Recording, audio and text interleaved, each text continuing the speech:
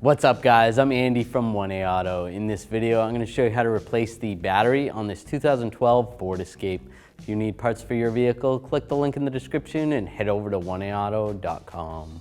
The first thing we want to do is disconnect the negative terminal on the battery. You always want to disconnect the negative side first when disconnecting the battery and the opposite when hooking up the battery.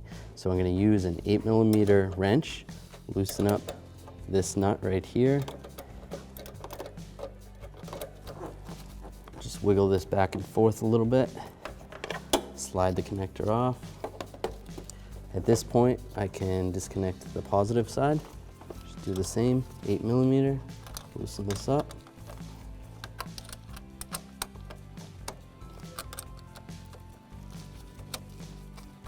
Take that off, set it aside.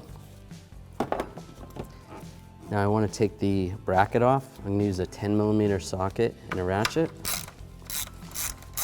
Loosen this up. You can loosen this one up as well. At a certain point, there's a hook on here. You don't have to take it off completely. You don't have to take that nut off completely. You should be able to get it past the hook.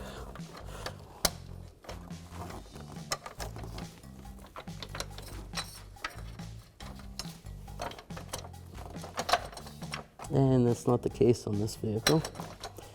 So we'll just take this nut off completely on this side.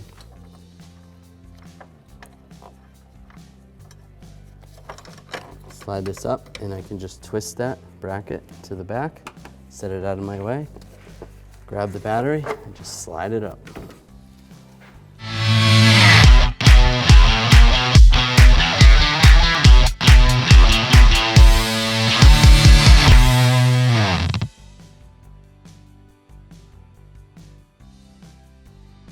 Reinstall the battery, slide it in position. We can hook up the bracket first. Just line that up. Take a 10mm nut, slide that in position. Take the 10mm socket and ratchet. I'm just gonna snug this up. Wiggle the battery, make sure it's not loose. Oh, it's still pretty loose. You don't want to tighten this too much. You don't want to crush the battery. That's good. Take the positive cable first. You always take the positive and install the positive first so that if your wrench hits the ground at all, it won't arc out. What I mean by arcing is it won't spark. Otherwise, if you hit the ground, it will spark. But if you do the positive side first, you're safe. Make sure that's nice and tight. Take the negative side, slide that in position. Take the same 8mm wrench and tighten this down. This terminal does not look very good.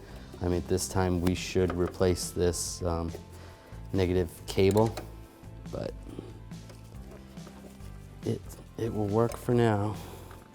Just tighten this up and then wiggle it. Make sure it's not loose, and it seems pretty good. So you're good to go. Thanks for watching. If you want the parts to do it yourself, check out 1AAuto.com, the place for DIY auto repair.